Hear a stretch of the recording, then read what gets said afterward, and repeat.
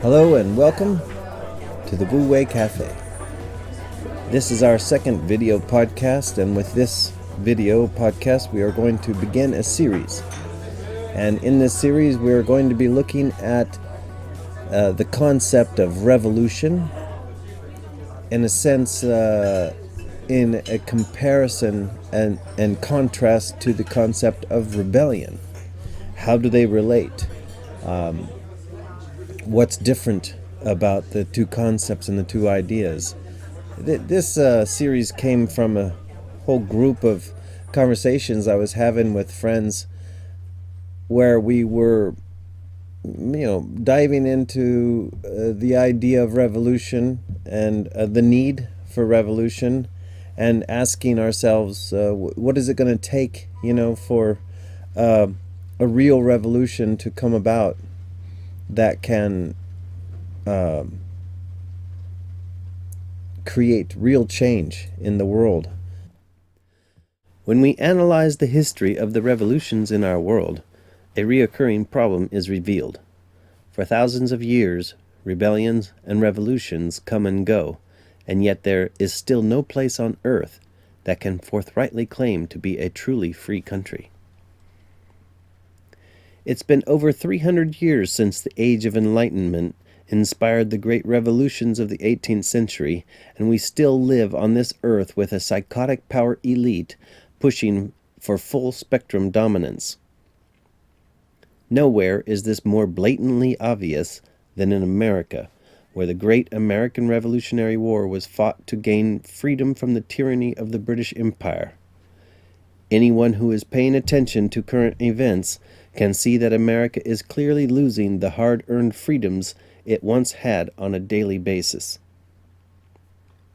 So much of the Constitution of the United States, specifically the first 10 amendments known as the Bill of Rights, is being so grossly disregarded by the executive branch as to make the Bill of Rights effectively obsolete. So much so that now America is considered by many to be an authoritarian police state. So freedom from tyranny of the crown has evolved into living under the tyranny of the executive branch. Anytime you look deeply into the history of revolution, what continually occurs, and what continually comes up is the topic of controlled opposition. And what exactly is controlled opposition? It seems to me that, more importantly than trying to understand the mechanics of rebellion and revolution, we should first try to understand how, throughout our history, they have been hijacked, ambushed, and obstructed. Throughout our history, many of the world's revolutions and social movements have been infiltrated, coerced, manipulated, and exploited by various pernicious and clandestine forces. This is generally termed controlled opposition. This is a very important yet overlooked historical fact.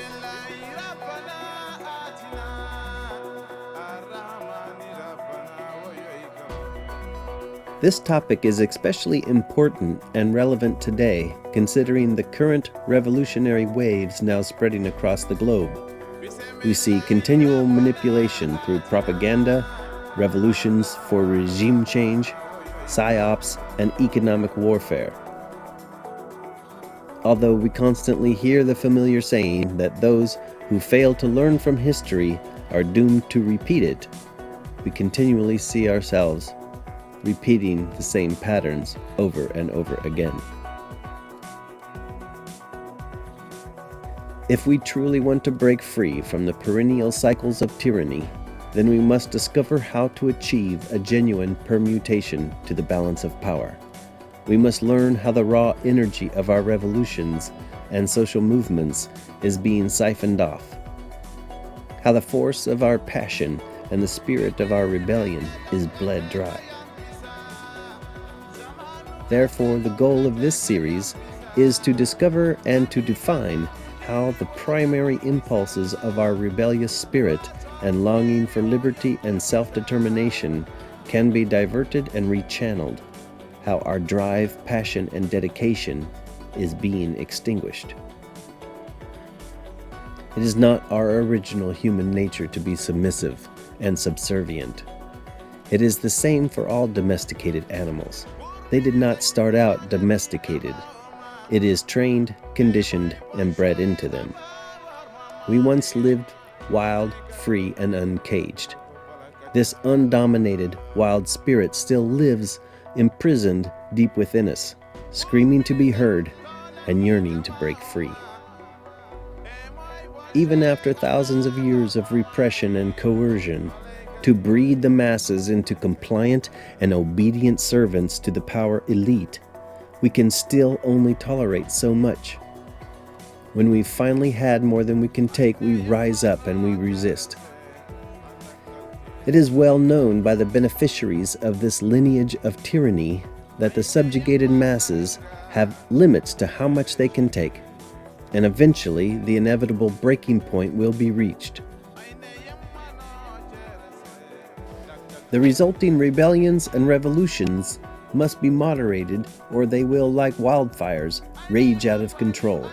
Just like forecasting the weather, they observe the changes in barometric social pressure, and the storms of rebellion can be seen on the horizon long before they arrive.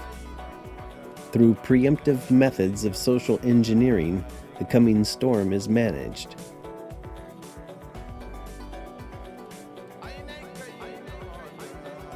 Commonly used techniques are to either install a counterfeit insurrection or to infiltrate a popular uprising so that the insurgency may be guided and directed into a manageable form of controlled opposition. When all is said and done, the people truly believe that they've been emancipated. While the swirling dust from the upheaval of the social strata settles, the balance of power is discreetly managed, with the predictable result that the status quo of the power elite remains. What will it take to once and for all live in freedom? To understand this, we not only need to recognize how our freedom is being taken away from us, but we need to understand what freedom actually means. We must analyze the situation very carefully, as the scientific techniques that are being used against us are highly advanced, cryptic, and subtle.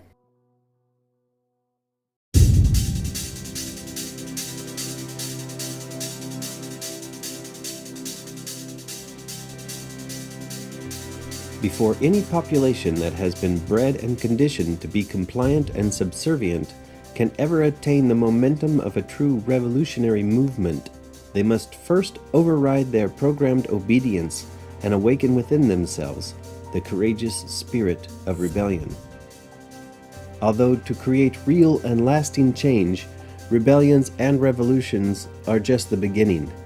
If any revolutionary movement ever wishes to be successful, then it will have to learn from the countless failures in our history, especially the failures that we've been made to believe were actually victories. We must overcome the wicked conundrum of trying to learn from falsified and obscured histories. In order to learn from the past, we must also refine our understanding of what real revolution is. The black boots kicking down our doors and stomping on our liberties are only the physical symptoms of a pernicious influence that has been inflicted upon our minds and spirits for hundreds, if not thousands, of years. The first and most important battlefield is in the mind. When we understand this, then we will understand that the only true rebellion is a rebellion of consciousness. Freedom means freedom. It's that simple. I am now and always have been and will be free. My liberty can be granted or revoked by force, but no power on earth can ever sever me from my freedom. My freedom is primordial and essential. It comes from the natural order of all life. It has a protective energy, like the body's immune system. That protective energy, my freedom's immune system, is what I call the primordial spirit of rebellion. 2, 2, 3, 2, 2, 2, 3, 3.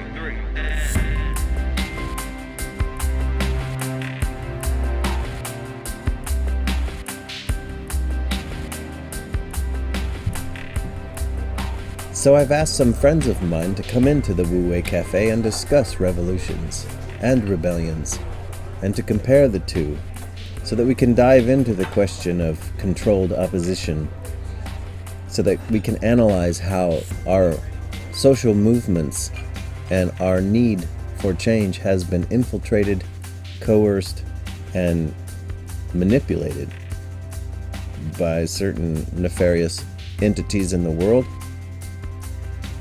And so we want to understand this, and how does it happen? And my first guest is James Corbett of the Corbett Report, someone who I believe is one of the best independent journalists on the web today.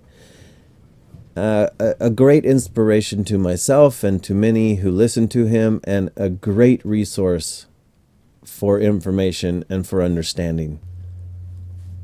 James Corbett is a truly inspiring individual, someone who has really taken the meaning of open source information to heart and brought it to life through the Corbett Report. He is an invaluable source of information for anyone seeking to understand what's happening today. And so I asked him this question. I asked him, what does he think about the difference between revolution and rebellion? How do they relate to each other, and what is the deeper meaning of the idea? And how can we, approach the idea of revolution and actually seek true change in our world?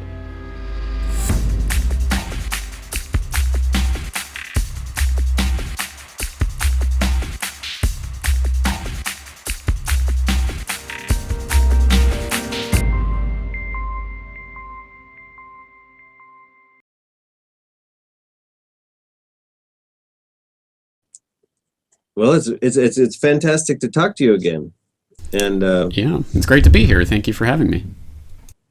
Can I just pick up on something that you said there, because I like that idea that you just threw out, revolution versus rebellion, because I've been thinking about just the word revolution comes with so much baggage, so much historical and philosophical and psychological baggage, that it's difficult to even know what it refers to anymore. Because I was thinking today that there are really, you could divide revolutions into many different flavors and types, but I think the two main categories would be ones that actually change fundamentally the structure of the system itself, and then ones that are just sort of shuffling chairs on deck chairs on the Titanic. And one is truly a transformative process, and the other is just the illusion of transformation. And I think that we tend to use, in just everyday parlance, we tend to use revolution to account for both of those things. And I think that's where some of the confusion comes in. So we might talk, for example, if we want to look at recent history, we could look at Ceausescu overthrow in Romania in 1989. We could look at what's happening in Egypt right now as these types of revolutions that occur where the dictator gets killed or overthrown or what have you, and everything's supposed to change, but very, very quickly we discover it's the exact same oligarchy that's ruling, just they've changed faces. And we could even look at the American political system in that regard. It was a revolution, Bush into Obama. It's hope, it's change, it's going to change everything. And of course it changed nothing. And so I think that part of it is because we've been fed this false template that revolution is supposed to be this thing that changes everything, that the entire society is going to be transformed. But that's very, very, very rare if we look back in history. The far more common type is the type of revolution that we see happening right now in so many different places around the world, where it's really just different sides of the oligarchy arguing with each other over who gets to control the system that's already controlled and going to be presumably controlled in the same way after everything settles. Exactly. I have actually been kind of searching for the revolution that actually was a success. I haven't found a successful revolution example, actually. I think there can be successful revolutions, but I would be hard-pressed to think of a successful political revolution. But I can think of successful societal transformations that have taken place in the past, and ones that weren't necessarily even seen as revolutions at the time, weren't understood as such, and that most people probably wouldn't have recognized if they had seen it happening at the time, but that in retrospect we can say were revolutionary. To me, rebellion references an individual change, an individual resistance, or an individual decision to not comply with a tyranny or even status quo or stereotypes. It depends on how far you take your rebellion. To me, neither word needs to imply violence, although popular and culturally it does. But that's the real catcher, I think, is that I believe that it seems to be understood by governmental structures and by power structures, because they're not stupid, and they have been studying what works and what doesn't work. And it seemed to be the last real push towards, it was the Middle Ages. It was quite far back where the last real hardcore control by force, control by domination took place. And ever since then, they've been experimenting with various different combinations of as psychological operations for getting a population to comply, getting a population to just go along with their authority structure, and not reach that point of revolution. And so what I see throughout history is that when a population starts to get to this boiling point, the overseers, they see this happening. They know they can only push a population to a certain point for so long before something snaps and something clicks. And even though, the outbreak like a riot is totally, I think, okay with them, the formulation of an organized revolution is not okay unless they're able to guide the outcome. And I see that they guide the outcome throughout history through infiltration, co-opting, or even getting out there in front of the movement from the very start and starting the movement themselves. All of these various techniques, it's kind of funny because you get stuck with, well, they do this and they do that. And so how do you define the they? And it seems to me like the they changes all the time, but the techniques don't change, the practices don't change. It's like a philosophical school of controlling the masses that they all go to. That's exactly right. And I mean, we don't have to speculate about that. We've seen behind the curtain on numerous occasions, and one that springs immediately to mind would be the 1962 Berkeley speech by Aldous Huxley, The Ultimate Revolution, where, I mean, Exactly. Yeah, he specifically addressed this because really, I mean, what we're talking about here is the only real revolution that really happens in the sense that I think people understand revolution is in the consciousness of people. I mean, that's where the real revolutions take place, because people's perception of the world is what shapes the world around us and what makes things possible or impossible. And I think that's been well understood by the social engineers who have been attempting to steer and control society for centuries. And that's specifically what Aldous Huxley was addressing in his speech, where he was talking about now they're really applying the scientific techniques to try to find the ways to make the masses love their servitude. And he said we're on the verge of being able to do that in numerous different ways, whether it's through psychoactive drugs of various sorts, or whether it's through electrode implants into the brains, which he had already witnessed some of those experiments going on back in the 1960s or late 1950s even. So imagine half a century on how much further advanced they are in that research. That if you are going to control any population for any length of time, you must have some measure of consent. It's exceedingly difficult to see how pure terrorism can function indefinitely. It can function for a fairly long time, but I think sooner or later you have to bring in an element of persuasion, an element of getting people to consent to what is happening to them. Well, it seems to me that the nature of the ultimate revolution with which we are now faced is precisely this, that we are in process of developing a whole series of techniques which will enable the controlling oligarchy, who have always existed and presumably always will exist, to get people actually to love their servitude. This is seems to me the ultimate in malevolent revolution, shall we say? And this is a problem which has interested me for many years, and about which I wrote 30 years ago a fable, The Brave New World, which is essentially the account of a society. Very explicitly in that speech, he was really letting us peek behind the curtain to what is really going on in terms of trying to come to an actual end point of history in some certain sense, because history is really driven by at least the idea that there can be revolutions, that we can change things for the better, sometimes for the worse, but at the very least there will be change. But I think from the elite controller's standpoint, the ultimate society would be complete stability. It would be them at the top reigning over the rest of a dumbed-down cattle-like humanity for the rest of eternity. And unfortunately, scientifically, I think they're trying to create and craft that world around us right now. And we'd be naive not to be looking at the ways that they're trying to do that. Meanwhile, we're concentrating on these political uprisings that to a certain extent have been provocateured, have been allowed to occur, don't have any political significance in the long run, etc. And we're just spinning our wheels while they're spinning the big wheel and making the real revolutions impossible.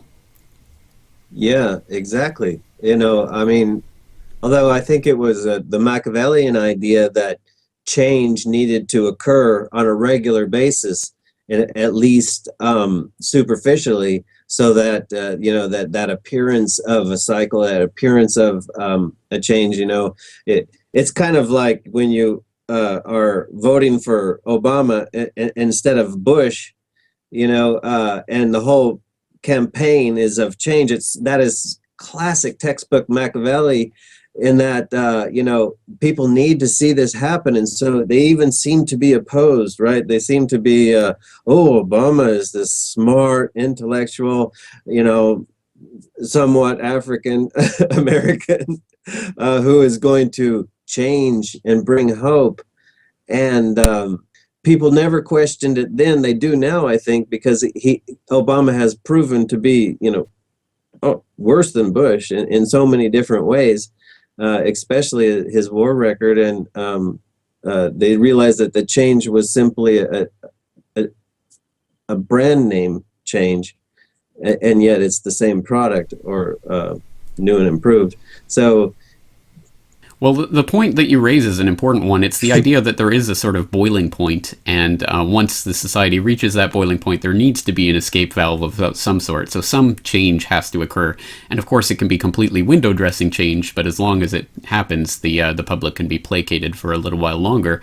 And I think that even that aspect of societal manipulation has been basically whittled down to a scientific craft in and of itself, judging at what stage of the boiling the public is at, how much of a release they're going to need, whether this or that change will be the type of change that will bring about that release, whether that will, how long that will placate the society for. I think that there are, very, very detailed studies into all of these aspects of human behavior, and again, that's been going on for centuries, and so I think that ultimately, you're exactly right. From time to time, there has to be some sort of change. That's what Machiavelli and others were pointing out, and I think that what not only Huxley but Russell and others writing in the mid-20th century were talking about is the ending of that era in which there has to be that cyclical change, and the beginning of almost a different species. I think that the long-term game plan is to create a sort of substrata of humanity that are just fit to be ruled, basically. And this was something that Bertrand Russell also wrote about specifically back in 1953. He wrote, quote, "Scientific societies are as yet in their infancy. It is to be expected that advances in physiology and psychology will give governments much more control over individual mentality than they have now, even in totalitarian countries. Fichte laid it down that education should aim at destroying free will so that after pupils have left school, they shall be incapable throughout the rest of their lives of thinking or acting otherwise than as their schoolmasters would have wished. Diet, injections, and injunctions will combine from a very early age to produce the sort of character and the sort of beliefs that the authorities consider desirable, and any serious criticism of the powers that be will become psychologically impossible." And the quotation I'm reading from ends there, but he goes on to say say something like it would become as impossible to imagine as sheep rising up against the practice of eating mutton. Basically, that in the future, the humanity will be dumbed down to such an extent that they will be actually psychologically incapable of rising up anymore, and that I think is what's truly different. I mean, I think every generation has struggled with these problems and these ideas, and I think we'd be naive to think that there hasn't been intelligent people in every generation who have understood to a certain extent what's going on here. But I think that what differentiates our time is this scientific progress towards the dumbing down of society and the creation of this substrata of humanity. And we may be in one of the last generations that is able to really and truly think our way out of this and to stop what's happening. And unfortunately, if the battlefield of this real test of whether revolution will take place, rebellion, fruitful revolution, whatever you want to call it, will take place, is in our mind, then all of this really comes down to our consciousness and our psyche, and basically our ability to retain the ability to say no and to just simply stop complying with the system that's been slotted into place around us.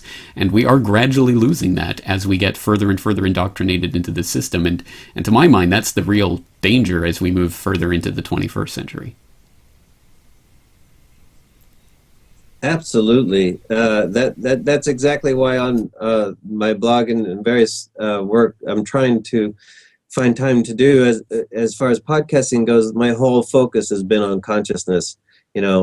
First, in my own life, how do I change my own consciousness? How do I release myself from the influences that direct how we decide things for ourselves? Now, I mean, I remember having a conversation with a bunch of people at one conference on consciousness, and one of the people there made a kind of a blanket statement. She says, I hear all this conspiracy talk about mind control and stuff, and she says, I don't know anybody who's under any kind of mind control. And I said, oh, really? That's interesting, because I've never met anyone who wasn't, myself included, because mind control, if you think of it as in the just as under control, like you're a zombie who someone has a remote control for, yeah, okay, I don't know of anything that happens in that way. I'm sure they would love to have that, but as far as influencing outcome and decision and behaviors, that is certainly programmed deeply into the entire aspect of civilization, I think, from the beginning. And right now, like you said, it's so advanced. You have marketing campaigns that have a whole group of people watching their commercials. They're not filling out forms like they used to do in the 30s, or questionnaires with psychologically targeted questions. What they're doing is they're hooked to EEGs and MRIs, and they literally call it, neurological marketing. So they're looking to see exactly how that affects you, what part of your brain it affects, and how much of it. So almost a commercial doesn't even have to have the product, as long as they trigger the right little lights in your brain and then associate that to their brand. They're happy. They really can get inside and under your skin without anybody knowing it. And to me, I find that all the time. Even today, I'll start watching mainstream news somewhere, and at least when I'm not really focused on it, I'll suddenly go, wait a minute, I'm like believing the story here. I'm buying into the narrative, instead of realizing that all I'm seeing is a presentation for my that is designed, just for the effect it can have. It's never going to be news. It's always going to be something that's programmed for a certain reaction, a certain effect. And I believe that goes, it might sound, I'm sure, very conspiratorial to a lot of people, but I think it goes completely across the board for all. I couldn't see how that wouldn't be the case, and it's just one small section of that pie. I mean, the global corporatocracy doesn't spend $500 billion per year in global advertising just because they hope that maybe you'll be influenced enough to maybe buy one of their soft drinks. I mean, this is clearly a technique that has been refined over the course of generations, and that really does influence people each and every single day in all sorts of myriad ways. And that's just one small section of this. And then when you look at the same corporations that are owned by the same oligarchical elites who own the few media networks that have for a long time controlled the flow of information to our society. I mean, it's mind-boggling to think the amount of power that a very, very few people have been able to wield over society for a very long time. And that is changing, or at least there's a possibility that that can change. And that brings me to what I was saying earlier, that I think when we separate out the two fundamental types of revolution, we can look at the political window change dressing kind of revolutions. We can look at the real societal transformations. And I think the real societal transformations stem from changes in individual consciousness that often are facilitated because of changes in the actual material world and through technology itself, I would posit. And the one example that I keep going back to in my podcast and in interviews, because I think it's a really important event that people probably haven't spent enough time thinking about, I keep going back to Gutenberg and the invention of the movable type printing press, because I truly think that the influence of that coalescing of technologies. Gutenberg didn't necessarily invent the printing press all at once, but he coalesced it into something that created a new form of communication, really, for humanity, which transformed human society in myriad ways. I mean, just looking at the Reformation alone and what occurred because of that is, that's a huge influence right there. But I think has that echoed on through the centuries, that continued to have profound changes to the human psyche and our ways of relating to each other.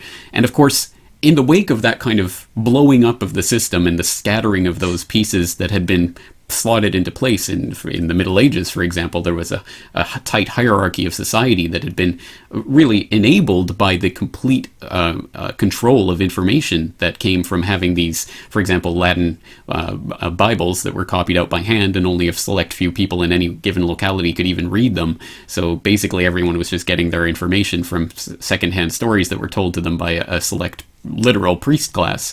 And then you have this explosion with the printing press and widening access to these things in local dialects, even the Bible written, translated into people's everyday language, and more people literate, more people can read it, people can write to each other, just this incredible explosion of communication.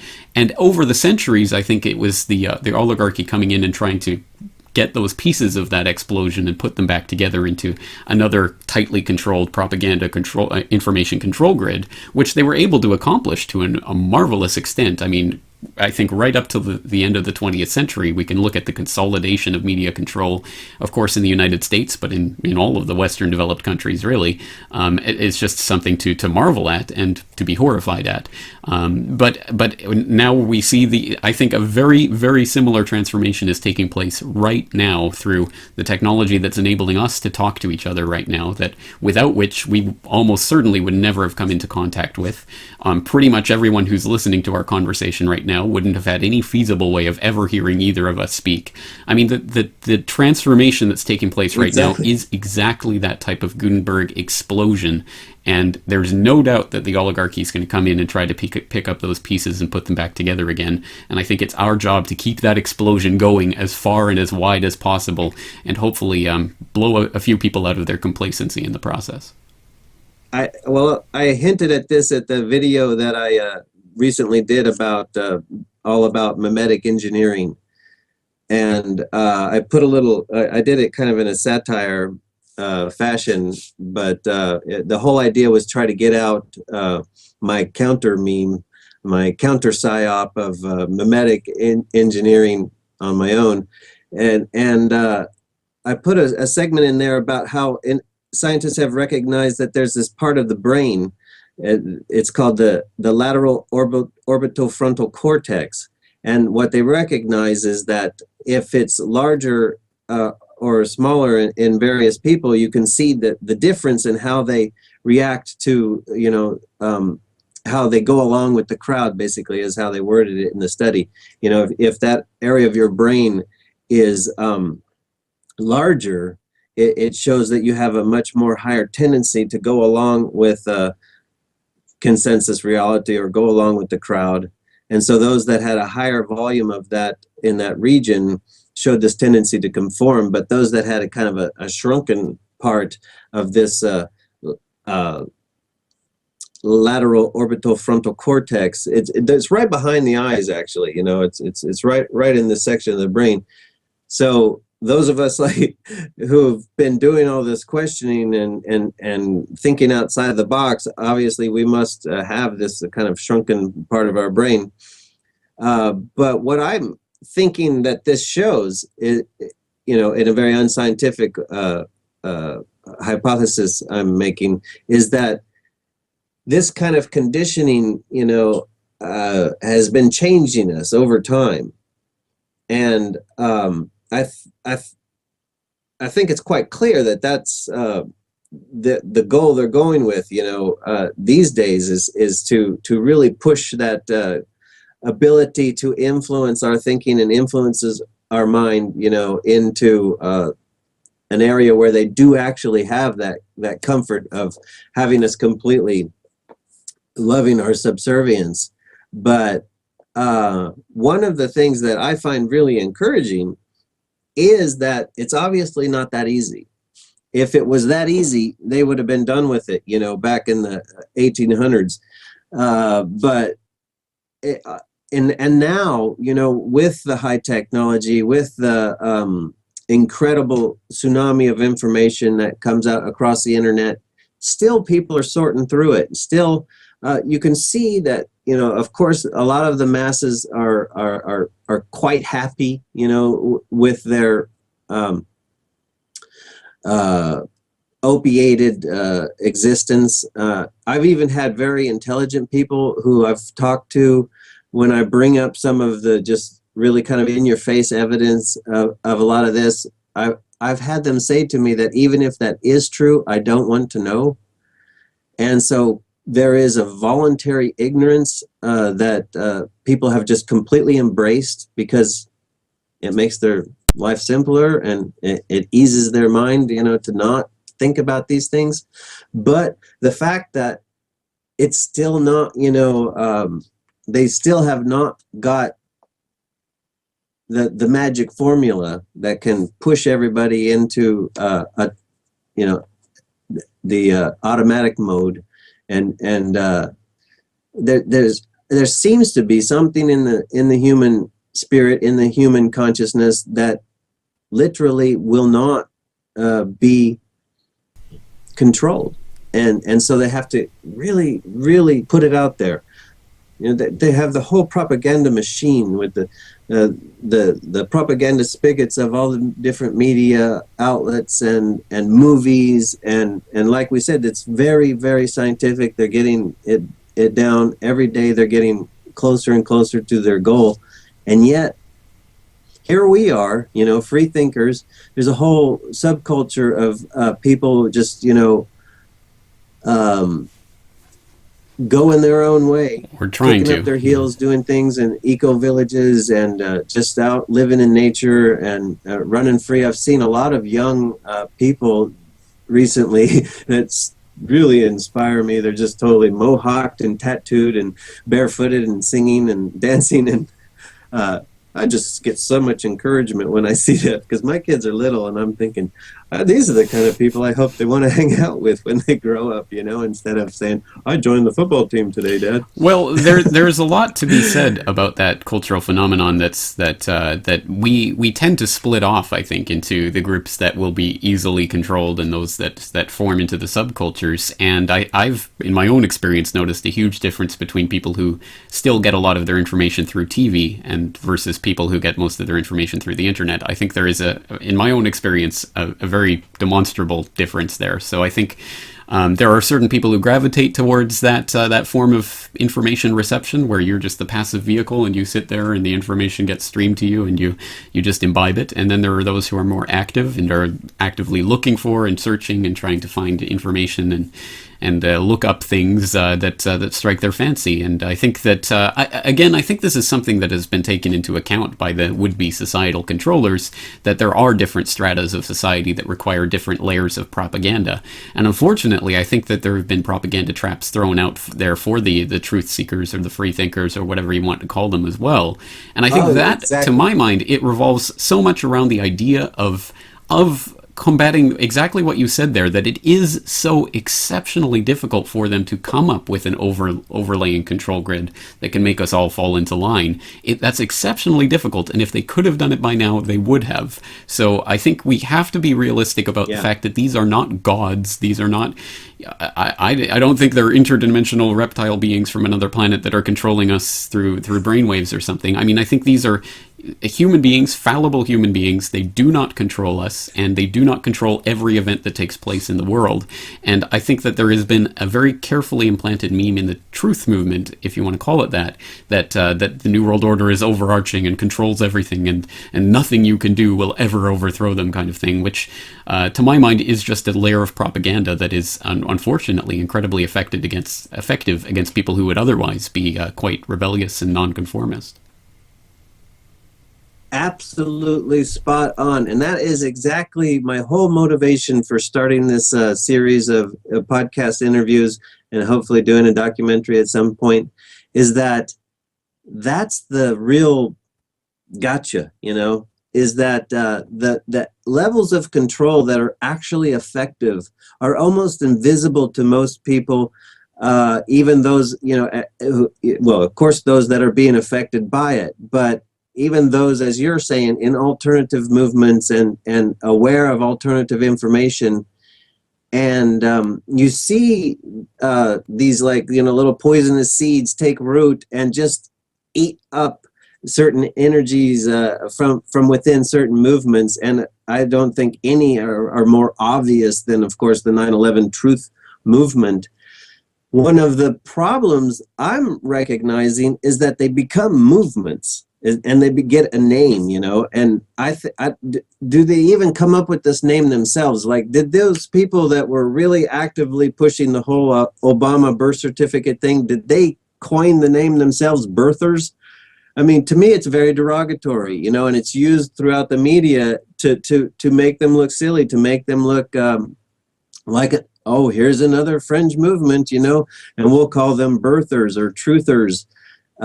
Which I don't see how anybody can actually, with a straight face, call themselves a truther, actually, and not hear how silly. No, that I agree. sounds, I agree completely. I mean, so much of this is controlled through the language, and I think you're exactly right. If they can make it into a movement, a group, and of course any group must have a certain set of principles and things that everyone ascribes to, otherwise it wouldn't be a group, and therefore all you have to do is you believe this, you believe that, you believe this, and suddenly you have a group of free thinkers who all believe the same thing because they're part of this group.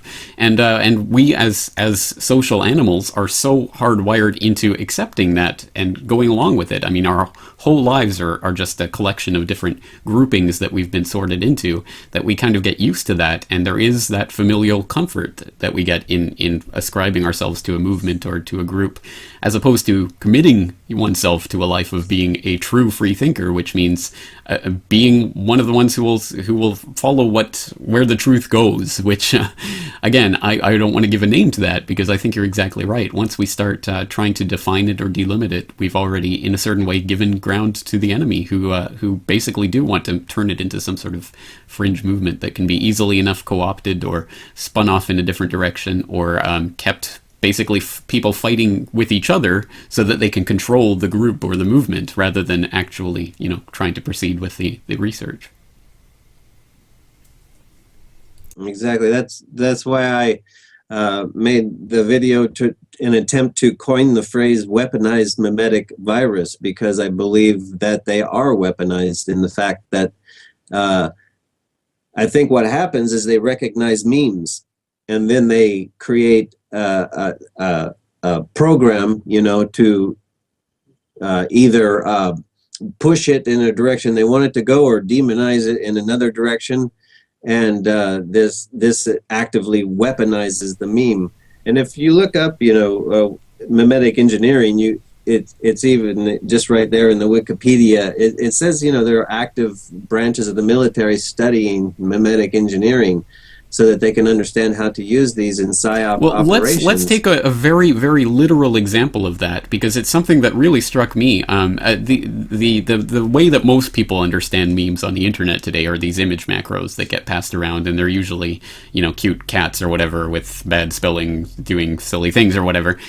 Yeah, a lot of people Right. think That's kind of like the That's- basic idea that people have of a meme on the internet. But even taking that idea, there has been one that cropped up in the last few years, Good Guy Gates, and it's just a picture of Bill Gates with various things that he's done with his billions of dollars helping people around the world.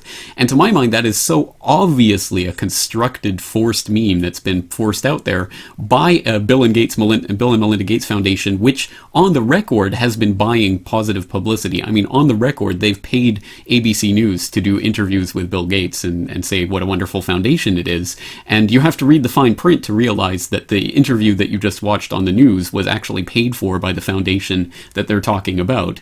But I mean, that to me is the most basic, in-your-face example of this that everyone can relate to. And then starting to expand from that to sort of the engineering of movements and of ideas and ideologies. And I think there's no question about that. I mean, we can look into all of the ways, even just over the past half century, that the CIA has had its nose in every single type of societal or cultural revolution that you can think of, from the 1960s counterculture and the spreading of acid, which was done by the CIA, or you can look at Jackson Pollock was funded by the CIA. They actually funded the abstract art movement and some of the people in that. They funded Gertrude Stein and Miss Magazine. So I think we can look at just the past half century is rife with examples of how they've really tried to insert these cultural revolutions as things that they can steer. And I think you're exactly right. This is weaponized, and it's done for a reason. Yeah. I was having this conversation with someone just the other day, and one of the things we were pointing out to each other, is that one of the biggest mistakes that we're observing is that, just as you said, there's this documented proof of how this has happened throughout various different movements, with the environmental movement, feminist movement, civil rights movements, you name it. And the problem that we see in a lot of the alternative medias or conspiracy researchers and things like that is that there's this tendency to say, well, that environmental movement, is a creation of the Club of Rome. And there are environmental movements. There are people truly concerned about the environment who've never even heard of the Club of Rome. I was hanging out up in the north of California with the radical environmentalists who were sitting in the trees. I met Julia Butterfly. I was up there with that movement, and even though I know there's a documented fact of that movement being infiltrated at the very time that I was there, the majority of the kids involved were simply kids that just tree huggers that love trees and want to try to save, some forest. I know for a fact, because I was there, none of those kids were ever violent or ever trying to incite violence. But the reaction that was coming from the opposition was really violent. Literally chaining kids up and pouring cold water on them, ice cold water, and then leaving them in the shade in these cold forests for hours and hours, coming by and holding their eyes open and with eyedroppers putting pepper spray directly applied to their eyes, on and on and on. It was really just torture. And we were just hippies, and we were just like going, oh my God. So the movement is real, or they wouldn't infiltrate it. The feminist movement was real. The women wanted equality. The women that were involved in the feminist movement knew nothing about Bernays. They knew nothing about Rockefeller funding. the people really wanted change. You know, the environmentalists want change.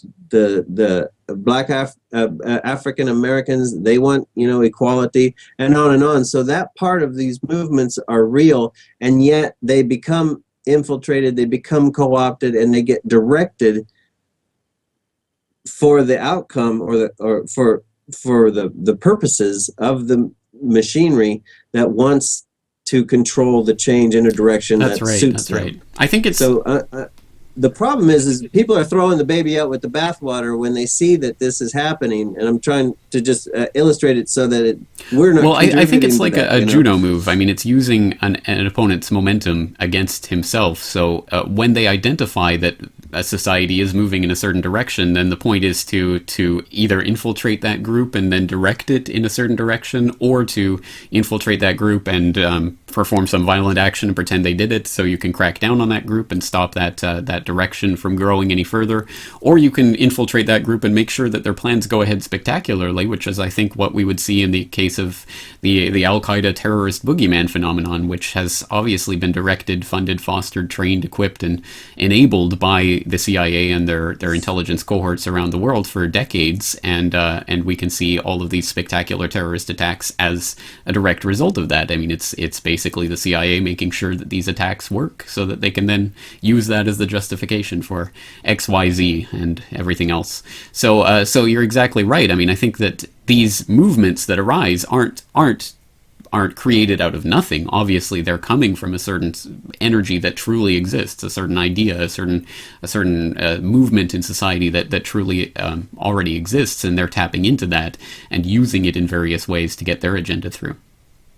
Exactly, and it seems to me that they have perfected those skills. I mean, I think that there's that's where the real power and subtlety lie. And of course, I agree with you that there isn't any one controlling, you know,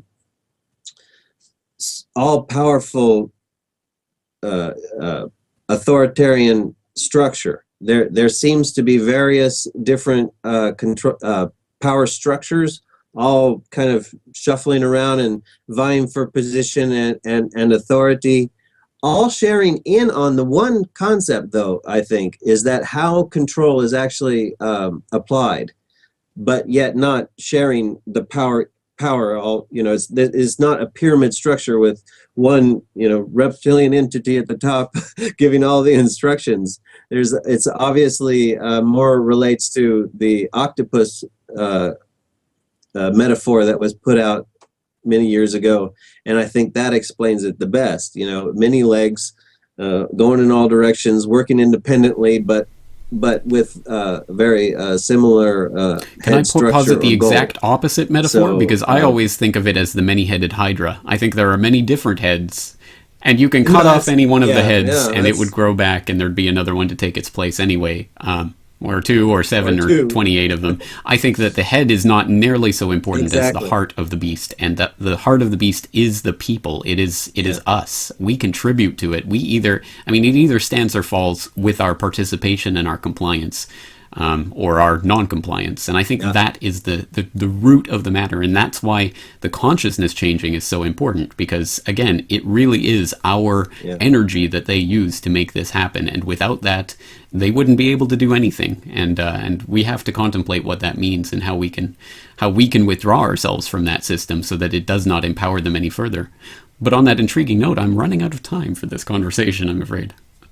Okay, well, but no, that was an excellent point to leave it on, you know, because we are the agency of our own control. And so if that's the truth, then simply we have to understand how that happens, and we can sever that connection, you know, and we can block them from our hard drive and regain control of ourselves. And that's really where I was going with the whole title. If the rebellion comes from the heart, then you can stay autonomous and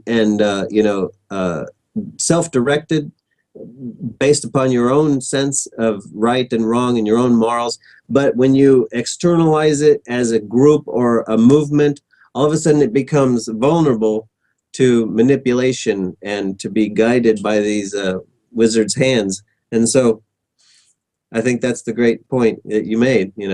We have to bring it back home first, and then from there let it go out into the world. That's it, and that's what I hope my work is doing, and I hope that that's the idea that I'm trying to convey, is that ultimately it comes down to what people can do, and the real revolution, if it exists, it starts in the mirror. It doesn't start out there in the world. So I hope people will reflect on that and see how they can apply it to their own lives. I have some different ideas about that in my own podcast. So if people want to check out CorbettReport.com, just type solutions into the search bar and you'll find my solutions podcast series, where I've talked about complementary currencies and alternative currencies and local community gardening and all of these things that people can do to try to bring it back down to how you can actually detach yourself from the beast system, and then it doesn't matter what the beast is trying to do because you are independent from it. So I think that's where it has to start, and it won't end there, because hopefully this will be a new meme that will catch on and will spread like wildfire in the minds of men and women. Yes, mimetic antiviruses. And that's why you were at the top of my list, because your work really stands out. It just as you said, it focuses so much on solutions, and you really illustrate the nuances and the subtleties of all of this, that it's really hard for people to actually understand until they can see it kind of dissected like that. And you're the best, James. You really have done the most work. You're the only one I can think of that has really done that much. I better disappear before I start blushing too much and the screen turns red. Okay, alrighty. All right. Because I could go on. Well, thank you so much. It's been a great conversation. Thank you very much, James. All right. Thank you very much. Anytime. Good luck with everything. Thank you.